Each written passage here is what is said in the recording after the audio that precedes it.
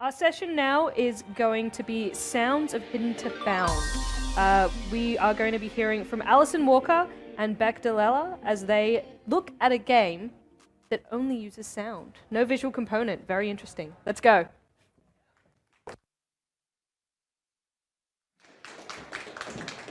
Whoa, hello. G'day. I'm Allison Walker. This is Rebecca Dilella.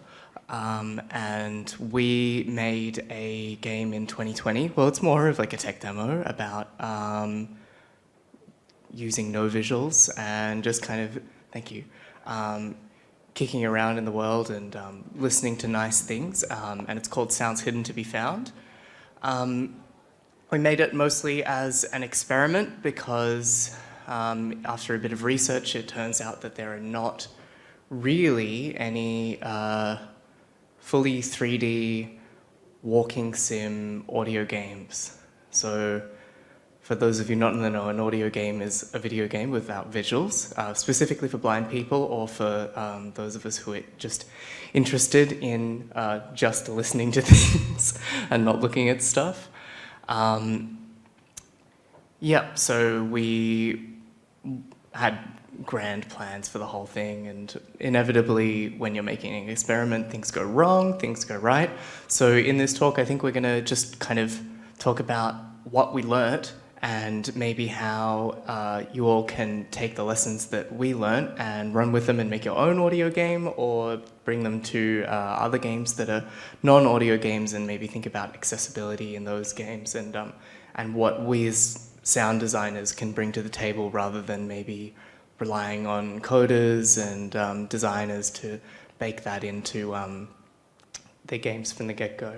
Yeah. The way I've been talking about it, I've kind of been saying that it's not necessarily a 100% successful product, but it was a super successful experiment. We learned tons. And I think it's kind of important to note that one of our goals was to make it as accessible as possible, and we had hired accessibility consultants. Well, Allison really did all the busy work, but we're kind of not the experts on the accessibility side of things. I would say definitely if you're interested in making more accessible games, hire experts and hire them like right at the beginning. It's not really something you can just kind of crowbar into the end. Yeah, totally. And be very honest with yourself about your ability to add accessibility in, because sometimes things that seem really easy are actually really, really hard for you to implement, and it's important to not make false promises to people about like when you're making certain things of like, oh, like we're gonna do all this stuff, and then like when people come to play that game, they're like, oh, where's all this stuff? It's not there, we ran out of budget. So really like being very brutal with like, okay, we've got to cut these things to add this accessibility. It's an important thing to think about. I think before we go any further, I'd just like to acknowledge that we're on stolen land. We're on the land of the Wurundjeri people of the Kulin Nation. Sovereignty has never been ceded, and colonization continues to rip through this country like a runaway freight train. And maybe beyond just giving an acknowledgement, I'd like to maybe invite you all to think about what more we can do as colonizers, and how we can give up space, lend our bodies and our minds to the cause, and rather than just simple kind of like, yes, we're on stolen land, like, what can you do about it? Show up to the protest, tell your friends, all this good stuff. All right, on with the talk. So,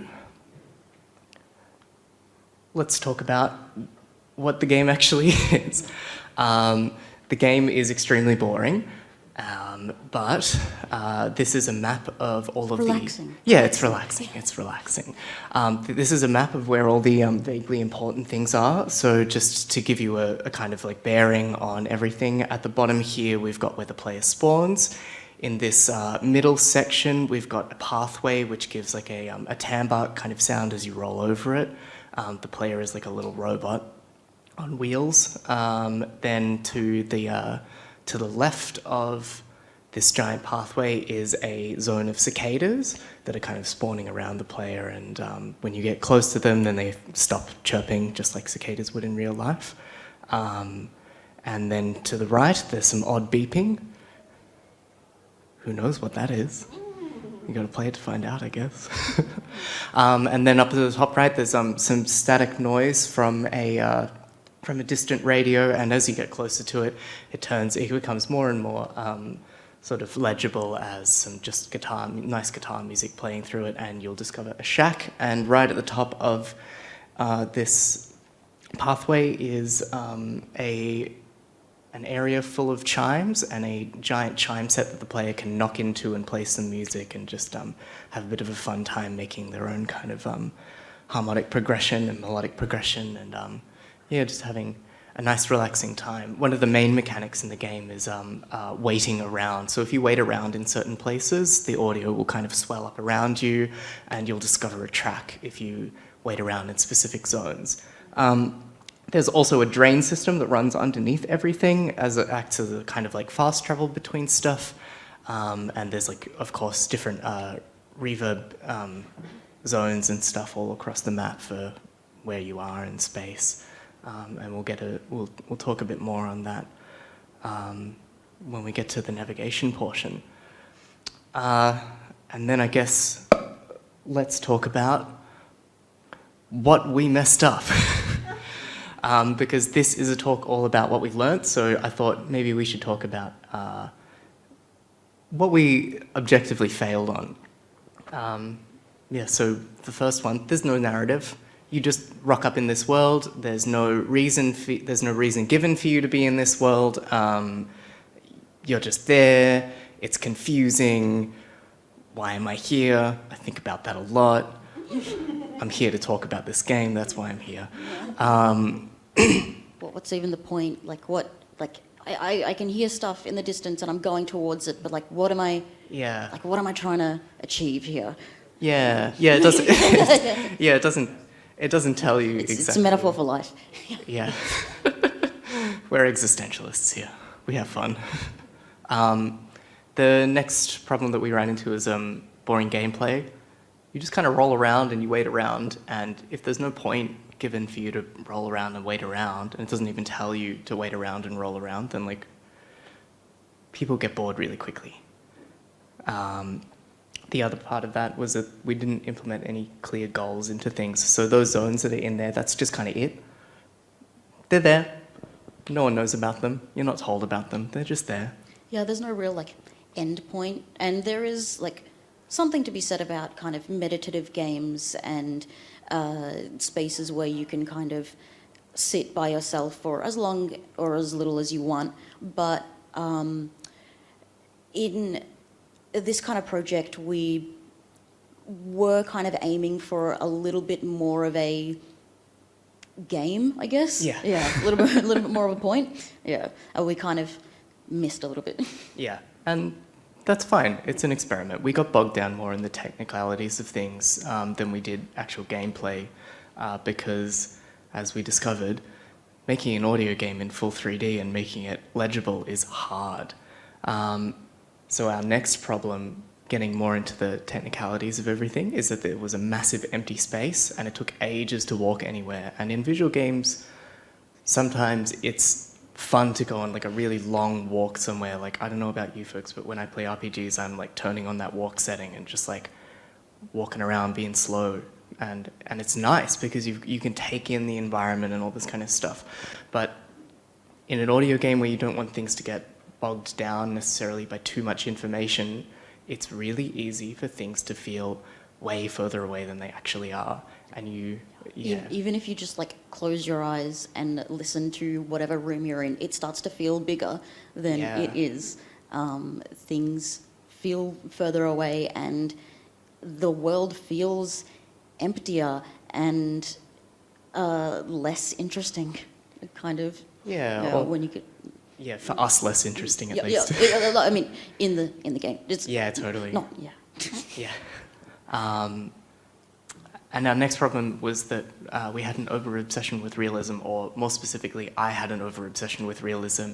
I kind of, like, in my head, I was like, okay, so the more realistic we make it, the easier it will be to navigate. Because if it's like the real world, like we navigate the real world all the time, not so.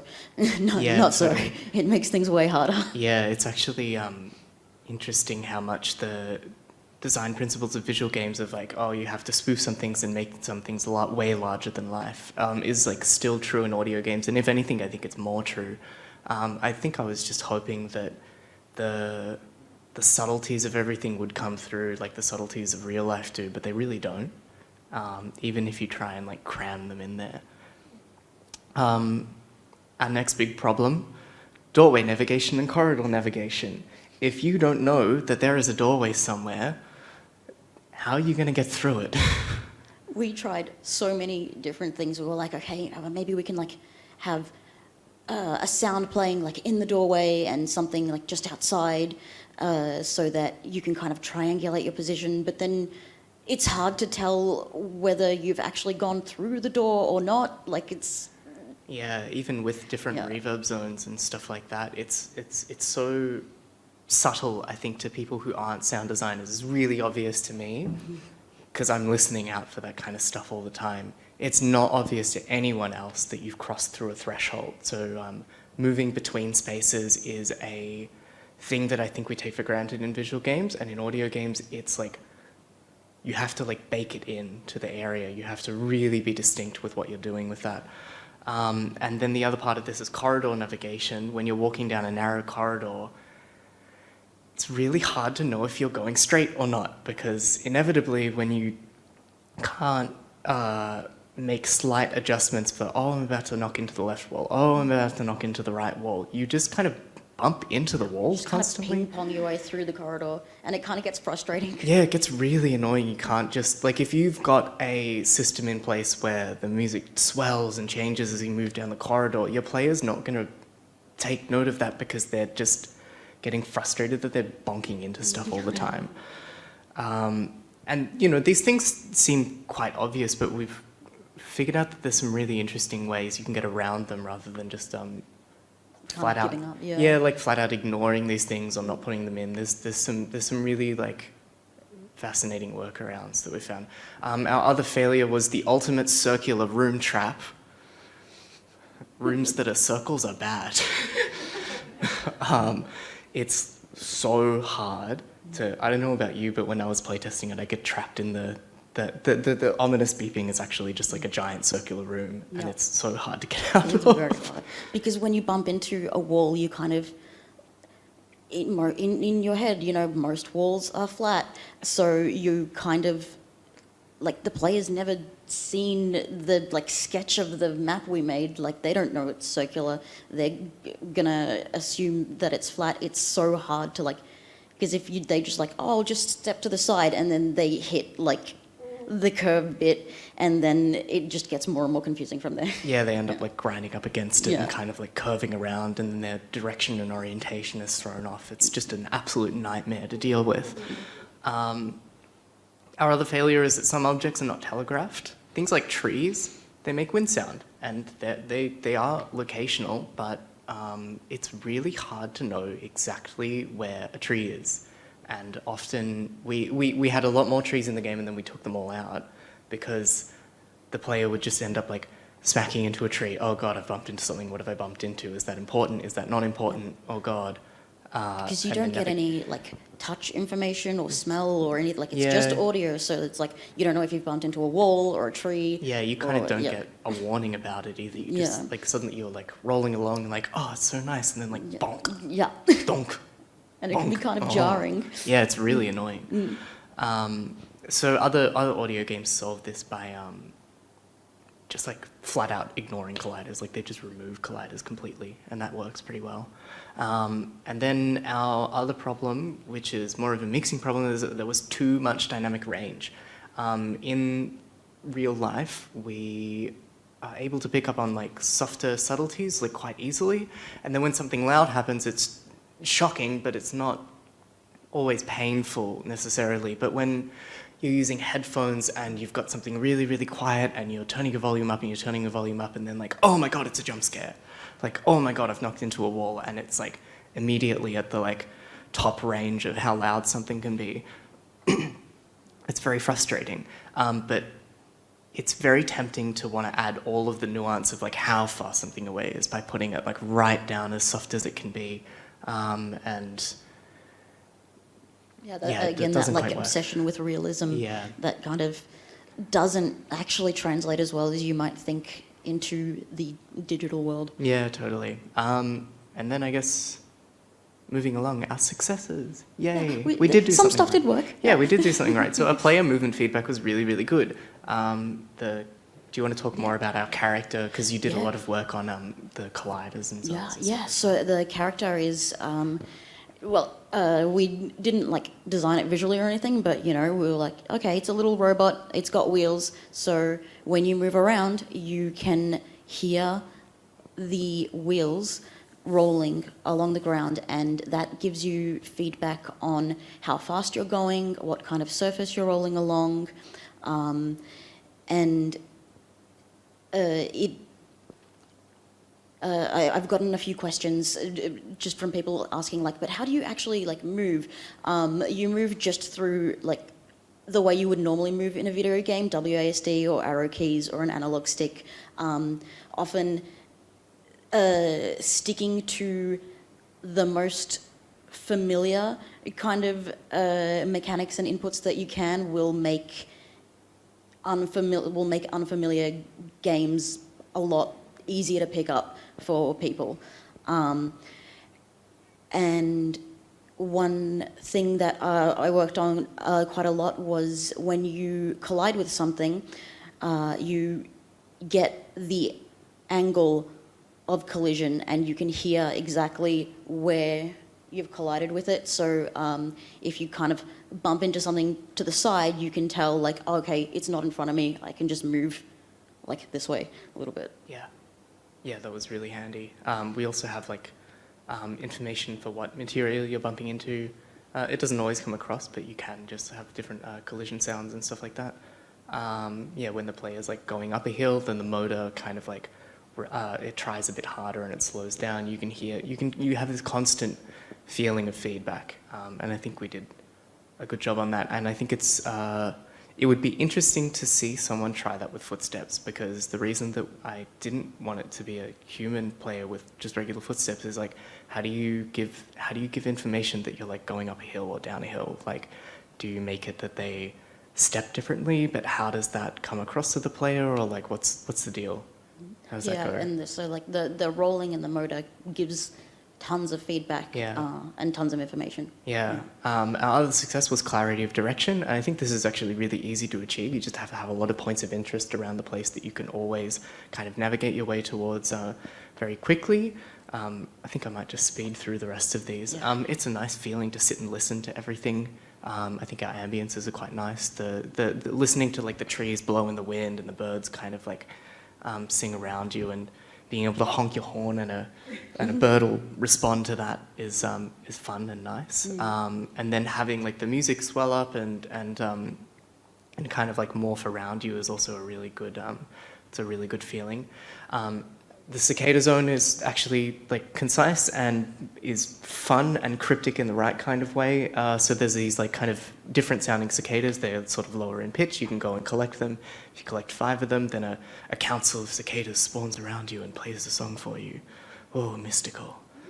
I don't know what they're about, but they sound nice. But it was really easy to convey to people that that's something that you can do, because when you walk into cicadas, they stop immediately, and when you walk into these ones, there's like a sound that plays, and then another one spawns like in the distance, and it's actually kind of fun to like navigate your way between them, even if it's like really simple. It's like maybe the simplest thing that you can code into a video game, but it's really, really engaging in an audio game.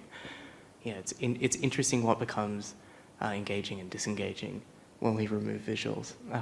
The other thing that was a success is that the shack is really nice. It's just a nice ambience.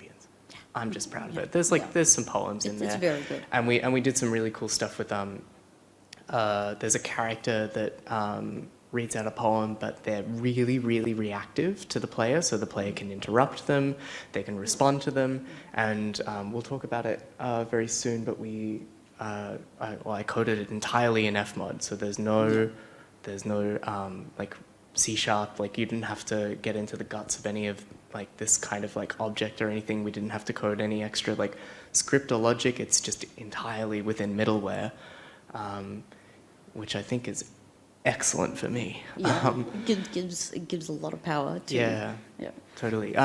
We did some cool stuff with reactive harmony design. There's a good thing in the game with the chimes where they will when the player kind of like knocks into one, they'll play a note and then they'll play a chord behind it, and then when they knock into another one, they'll play a note in a different chord, but the chord will change depending on the previous chime that they've played, so the harmony is always changing and shifting, and it doesn't feel as boring to make a song because there's like someone kind of seemingly like generatively scoring it behind the notes that you play in order. And I don't know, I just thought it was really cool. It's not actually relevant to accessibility. Our other success, boy, did we learn a lot of stuff, and Keyboard Cat. There he is. He makes me feel comfortable. Next slide. So this is our Fmod session with the reactive audio to the poem. So I wasn't going to talk about this, but we recently did a thing for Song Hubs. A couple of folks talking here were involved as well, where we were mentoring new sound designers in how to make audio for games, and we were using it entirely in Fmod and making reactive systems, and I realized that maybe it's kind of important for you all to know that you can do all of this absolutely unhinged stuff in middleware and it works, and it's actually kind of easy. So if you want to make a game and you want to make it accessible, you don't have to do an immense amount of code. Like if you don't have the funding to hire a coder. Yeah. And like I've chatted with a couple people just over the weekend that have been kind of intimidated about like, oh, I think I kind of want to learn Unity, but because I kind of want to make a demo of something, but I don't really know code. You're fine. You don't have to know code. You can Fmods, you can pick it up. You're fine. You are fine. Yeah, I reckon even if you're not a sound designer, you could script something in Fmod. Yeah. And make it work somehow. Yeah, it's just really handy. So we've got zones where the speaker will react to the player like knocking into them, and then it'll interrupt them and it'll go play like a different cue there, and then they'll go back to a certain point of where they were reading out the poem. So there's like specific points that I've locked out. So if you interrupt them halfway through, they won't necessarily go back and read the whole poem, they'll go back and read halfway through the poem, so that you're not kind of having to sit and listen and it goes like, oh, it's boring. It's like they know that like, well, you've already heard that bit, so let's just continue on from where we were.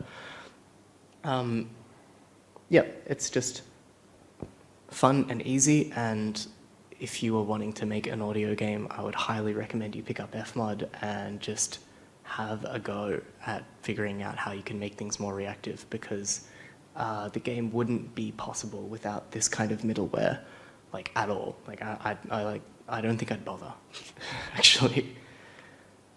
So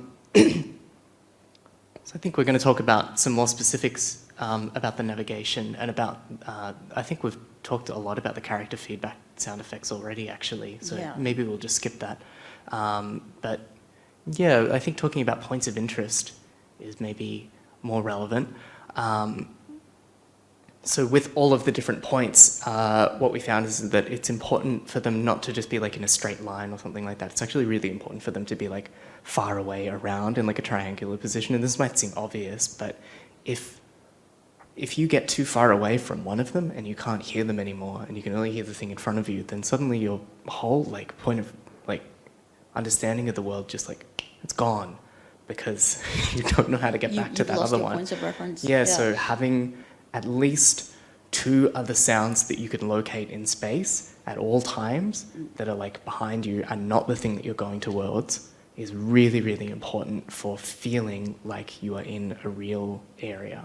Yeah, and being able to just keep track of where you're going. Yeah, and that helps for the sense of direction. Yes. Do you want to talk about our wind design and everything? Yes, we kind of wanted to add in a few tricks to kind of give players a clue as to what direction they were facing pretty much at all times. So intermittently at like semi-random points, a gust of wind will kind of go through the area and it's always going in the same direction. So after a little while you kind of pick up that like if you're facing like this way and the wind's coming through here, you can hear it coming like from behind you, or you can hear it coming into this ear, and that does help you orient yourself, because then you can say, oh, I spawned like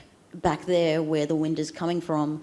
I know how to get back to the thing that I thought I heard before. Yeah, you always know what direction you're facing, and it kind of gives like a more subtle sense of feeling like you're going in a direction. Like if you can hear it coming into your right ear, you're like, oh, I'm facing that way. Yeah, and it's just like little clues that kind of add up, the points of interest plus the wind plus like bumping into stuff. Like it doesn't, like if you're worried about it being like too, like hitting the player over the head with information or something, or not being subtle enough, like you can just like add up little things and they'll still add up to a really good amount of information without feeling like you're kind of shoving it down the player's throat. Yeah, totally. Another thing we do is have that pathway right down the center of the map that's got a different terrain type. So once you hit that area, you always know you're in the center of the map. Or at least like, oh, I'm kind of like where I spawned, or like I'm in that kind of axis. I did want to talk about echolocation mechanics, because you might be thinking like, oh, it'd be great if I could like send out a ping and like hear all the verbs on the walls and stuff like that. I might be wrong on this, because this is a new kind of like, and it's definitely been done in games. It's not really like particularly that new, but I think for walking sim games that echolocation mechanics are extremely annoying and they're frustrating to use, because if your player is walking through a space and they need to stop, press a button, listen out for everything around them to get their bearings, then go forward, then stop, then press their button again, listen out to everything. You're constantly interrupting them to get the information that they need, rather than just telling them the information. So for things like, where are the walls, where are the boundaries, like there are different ways that we can get that information across, rather than interrupting flow. Yeah, rather than stuff like this. I think it's like, it seems like the obvious solution, but I think that there are more creative ways that we can get around it. And speaking of, let's talk about walls. It's a bit of a trope in audio games that walls emit a sound constantly. So in like Pokemon, there's this Pokemon spin-off called Manamon, and it's actually really, really awesome. It's really fun. But in that game, when you're next to a wall, it emits like a low hum, so you just always know that it's there. So when you get kind of close to it, you get a sense of like where the boundaries are in the world. It's a bit intrusive, but like it's an RPG game. Like as like game designers, we do weird stuff all the time, right? Like stuff that doesn't make sense. Another thing that they do is actually play a sound over and over and over again for like objects in the world that are important. So beds will emit like this sheet moving sound, like shh, shh, shh, every time you like step forward. It's kind of annoying, but it gets its point across that there is something there. And for gamers who are playing it, they don't find that annoying. They find it helpful that they know exactly that there's something there. So things that we might think would be annoying in a visual space are not necessarily annoying and are actually really, really relevant for us to be doing. Especially if you can kind of telegraph the location of important things before the player gets to them, because kind of like the echolocation problems, it's annoying to bump into a wall and be kind of interrupted and have to like reorient yourself. Sometimes you just want to know, like, okay, I'm not going that way, I'll just turn a little bit, I'll go this way. And on that note, we should talk about corridor. Oh, actually, briefly with doors, we did think of a solution to going through. I just completely skipped over doors. Let's talk about doors. Yeah, doors are. What's the main doors are the most difficult thing to implement in a video game. Are they? Oh god. But they can get annoying, and like we were talking about before, if you're looking visually, there's a really obvious delineation between like one area and the next area, and the door is the transition between those two areas. But in an audio game, especially for someone that doesn't really have a trained ear with sound, it's really difficult to tell when you've gone through a doorway. Yeah, and it's even harder to get through the doorway. You'll be like you're just knocking bumping. Yeah, you're knocking into the wall next to Yeah. it and next to it, and then you'll get through it and you'll knock into another wall that's on the other side, and then another wall that's on the other side, or you'll like clip yourself on the side of it or something like that.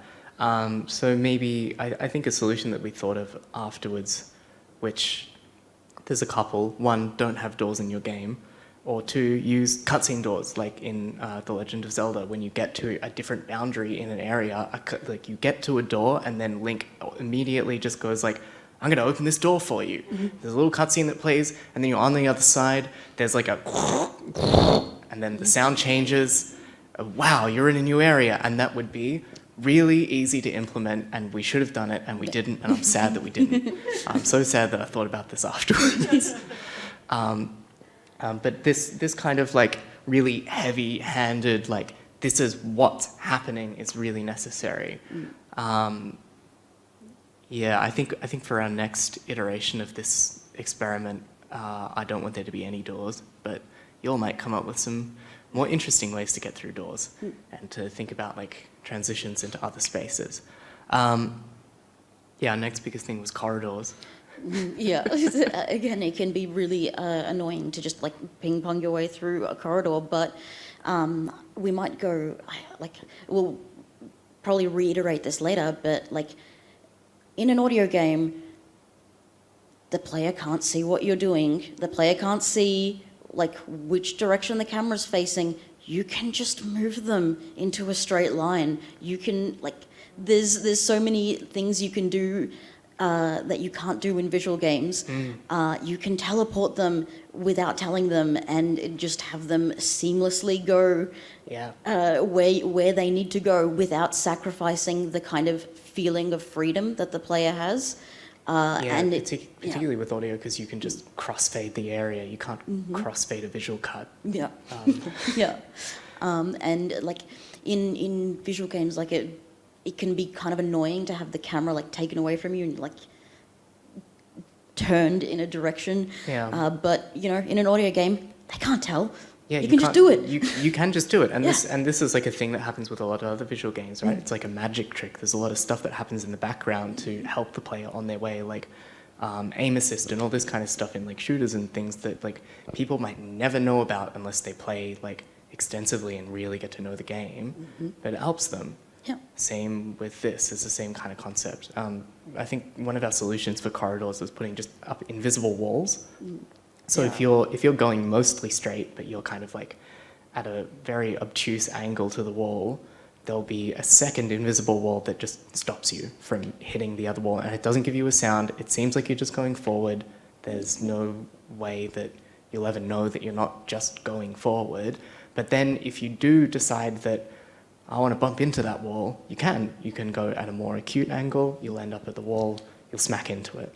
And you could get like really complicated with it. Like I remember when Breath of the Wild was first kind of announced, there was that video on horse riding and how like Epona now avoids trees by herself. You don't need to necessarily steer her. She can go along paths, and you don't need to pay attention to where you're going. And that's something that you can just use that as well for instead of removing colliders entirely, you can just kind of subtly direct the player unless they like explicitly want to go bump into something. Yeah. I think it's important to leave like enough like amount of player agency rather than just like there's a tree there and there's no collider, there's no way that you can knock into it. But like, I don't know, sometimes you might want to knock into stuff. It's kind of fun. It's kind of fun to just like slam into things if you're in a video game and you're a little robot. People want to do that. Make a game about that, folks. Yeah, circular rooms, we already talked about circular rooms. They're hell, don't use them. I really want to impress that on you. If you can figure out how to do circular rooms right, great, awesome. Tell us. I'm never going to use it. Another important thing to note about navigation is horizontal versus vertical information. When we're listening out for things, it's really hard for us to tell if something is above or below us. And there have been tests done where researchers will like play a sound like directly above someone and then play a sound directly below someone, and they can't tell. We're really bad at telling what's above or below us. So most of your stereo information should come from the horizontal plane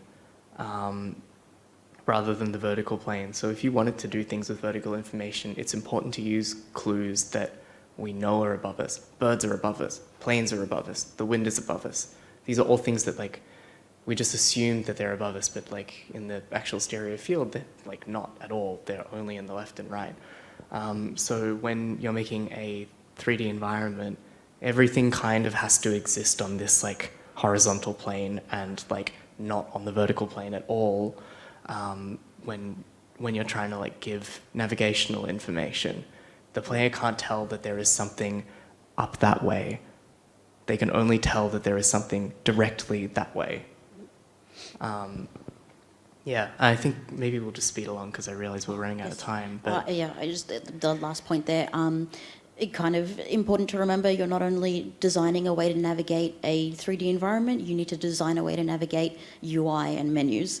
And that's something like with accessibility, you kind of need to take that into account from the beginning. Yeah, totally. And I think we ended up using like narration. I think most audio games use it either use narration or they have like a screen reader kind of reading it out and stuff.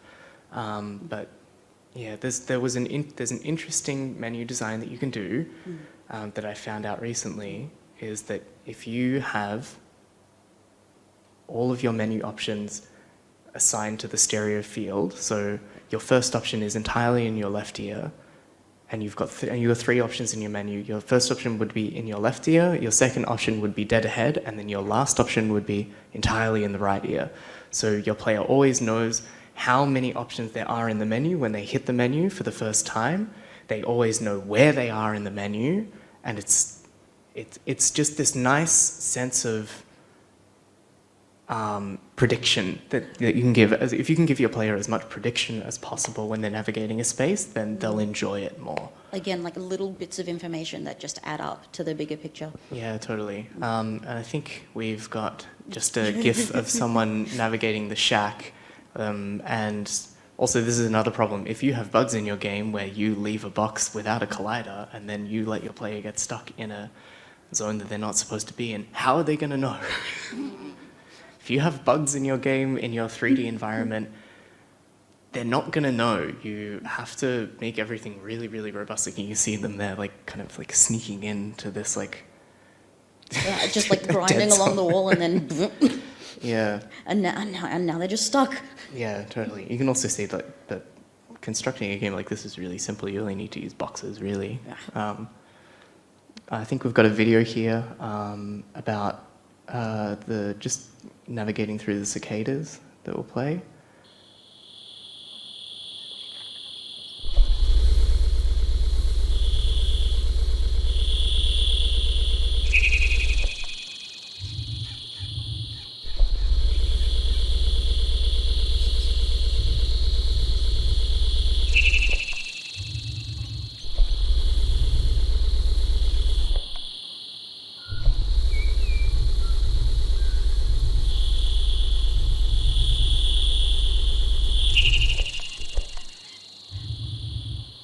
they go. Yeah, you get a good sense of being able Yeah, to. and it's probably a little bit harder to tell without headphones, but like it's really easy to tell which direction you need to go Yeah, in. it's super easy. You don't need to worry about that when Yeah. you're making a game like this. If you've got Fmod, you put an object spatializer on it, it just immediately works. You don't have to worry about it. I think, what's next? What's our next video? We might. Whoop.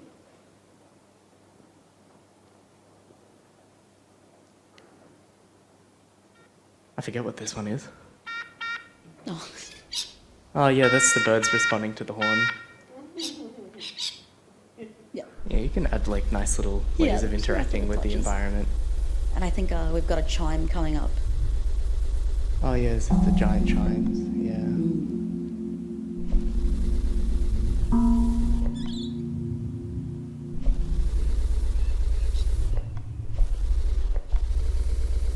This is one of the failures. It's really hard to know where the chimes are because they're not emitting a sound. So it's hard to knock into them. But you can kind of hear the reactive harmony going on behind it. If you knock into the same note twice, it won't play harmony. Yeah, let's speed this along. No. We like to ramble here. Yeah, so here's just a recap of our lessons. Zelda doors are really handy. Soft walls with the kind of like the angles. Camera and direction manipulation is really handy. One-to-one controls, you don't need things to be one-to-one. You can have them be like kind of wonky and like I'll let you kind of discern what that exactly means because I think it can mean a lot of different things. Going forward, like, doesn't necessarily mean like using the forward vector. Like you can direct players, and kind of similarly to how you can direct where a player is facing at any time, you can also just spawn things around them. Like that's one reason why the Council of Cicadas worked really well, because instead of having the player like go to a specific spot and be like worrying about them being in the correct spot every time to hear it properly, you can just spawn the thing around them so they're always in the right spot. Yeah, you can pop so much stuff around them. No. Like you can pop things that you like really shouldn't be doing in a visual game.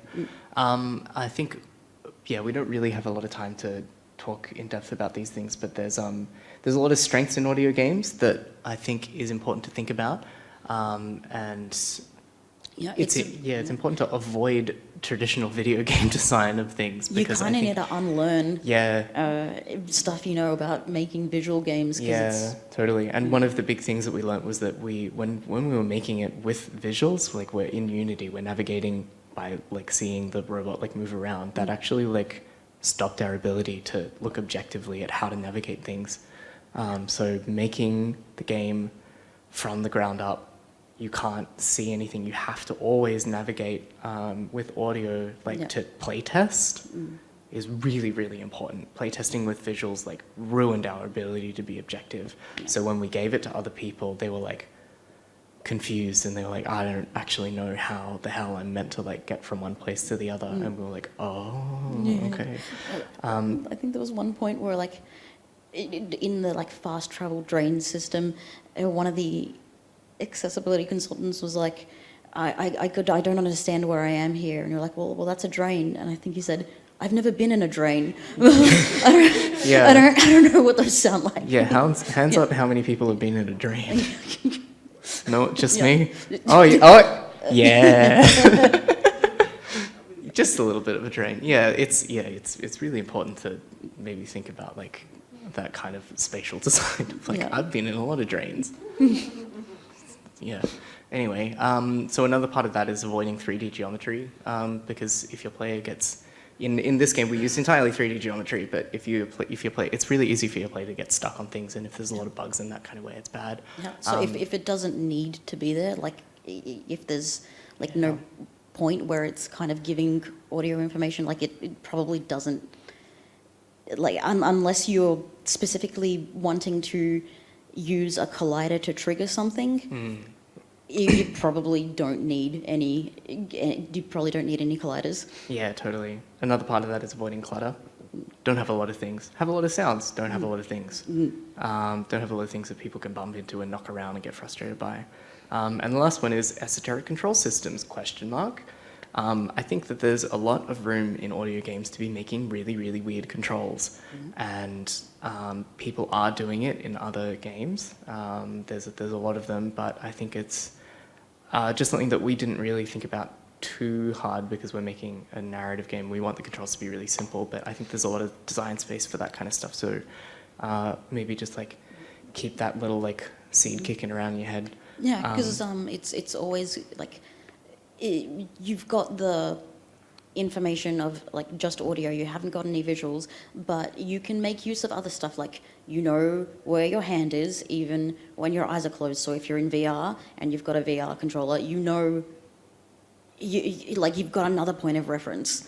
Yeah, totally. And then just maybe for 2 minutes we'll speed through immersion, lol. Yeah. You always got to talk about immersion. Yeah, you always got to talk about immersion when you're talking about video games at some point. And for audio games, that is that audio gives substance and mass to things. I think this is kind of the main one that maybe I want to talk about. Yeah, because, I think audio is just kind of inherently immersive. Yeah, it gives weight to things. Like visuals give scale, and audio gives like the kind of like physicality of things like existing in the world. Fluid navigation, obviously really important, but it's a bit different in audio games, just for what we've been talking about with like that kind of navigation stuff of like bonking into things and not getting too like carried away with clutter and obstacles and that kind of stuff. Voice narration is really important for immersion. If you can narrate all of the things, including menus in your game, I like highly recommend that you do it.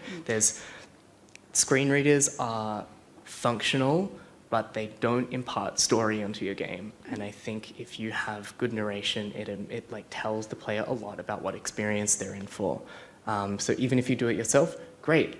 Also, hire someone for it. Yeah. There's even like the Shack is a really good, because like not only is the menu narrated, but inside the Shack you like, or if you have an NPC that can talk, you can just give information like, oh hey, why are you knocking into that box? Or hey, don't turn your back on me. Like it's really like you can work it into the narrative. And you can use it. Yeah, totally. You can use it to your advantage. And maybe subjective understandings of space is that we all have a different... If you close your eyes and then like try and listen out to what this space sounds like, everyone's going to think about what it looks like differently. Try that out at home. Try that out when you're walking even. Well, maybe not when you're walking, just stand still and do that. Also, last thing that I want to mention is that we don't have HUDs, so we can't throw up information just like immediately on the screen. It's like actually important for you to think about how you're going to convey certain information to the player, like how are you going to convey their health if you have damaged systems and stuff, how are you going to convey, maybe they have like an energy bar, how are you going to convey that, all this kind of stuff, important things to think about. Making decisions on like, okay, what needs to be like constantly conveyed and like what needs to be just like the occasional ping. Totally. Narration helps with that. I think that's it. Thanks for listening. We'll open it up to some questions. Thank you. I'm going to do it from here so that we're nice and centered. Oh, hello. Yes. I've got a question that's from me. So many games get released and kind of pin themselves on a very good-looking trailer on their art design.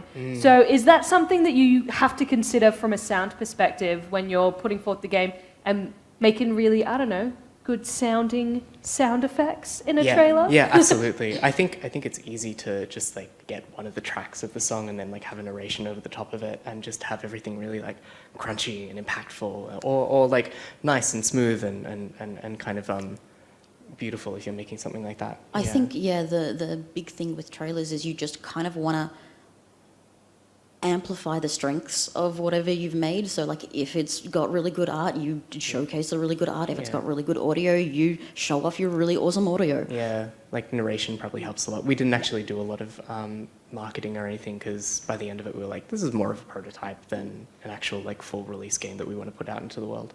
Awesome. Yeah. What was your balance of library sounds / field recordings / synthesized sounds from scratch? I recorded everything myself.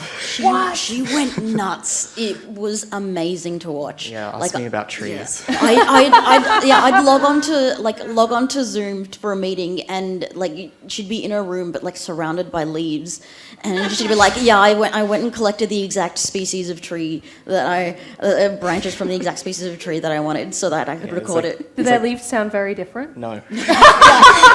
That's something to keep in mind. It's easy to get carried away. Yeah, I mean, I had fun. The authenticity. Yeah, oh is my there. god. That's Yeah, what like need. we actually went down a drain and like got the like impulse of like the reverb zones and stuff. It was fun. Synthesizers, there's a lot of synths in there. The cicadas are all synths.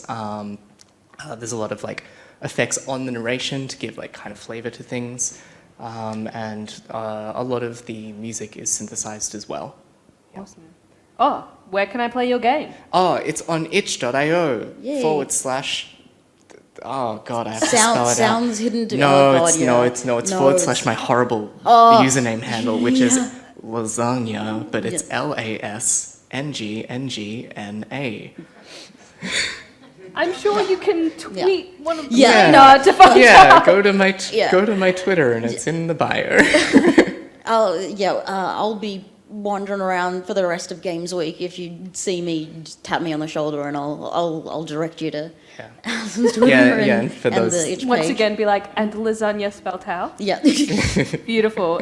Where would you like to go next with your learnings? This sounds so cool. I think we want to move into esoteric space design and non-linear space and things that are not concrete. So moving around in a 3D space, but not having like traditional boundaries and not having traditional transition zones and stuff like that. So I think we're gonna really letting go of like the visual kind of hang-ups and letting go of the idea that things yeah. need to be like locked down in physical space and maybe like kind of making it more like a soundtrack that you can play, I think is where I want to go with it. And like just leaning more into the strengths of audio.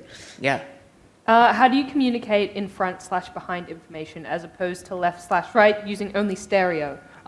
It's actually really easy and baked into the way that you navigate in the 3D space. If something is on your left and you move to the left, that sound moves from the left to the center. If you keep moving left, that sound moves from the center to your right. And if it's directly behind you and you move left, then it moves into your left ear, and it's something that you just get used to. So it's all like relative. Yeah, because you're constantly like looking around, you just get a feel for like something passed by me on the left and it's now behind me, and you lock that into your memory. And then if you ever get confused, you like take a break, you come back and you're like, oh, where is everything? You can just kind of like do like a circle around you, and it gives you like a really like immediate sense of where everything is. It's the same as when your GPS isn't locked onto you properly and you just Yeah, turn you in just circles. have to kind of- Yeah, exactly. Yeah. Exactly.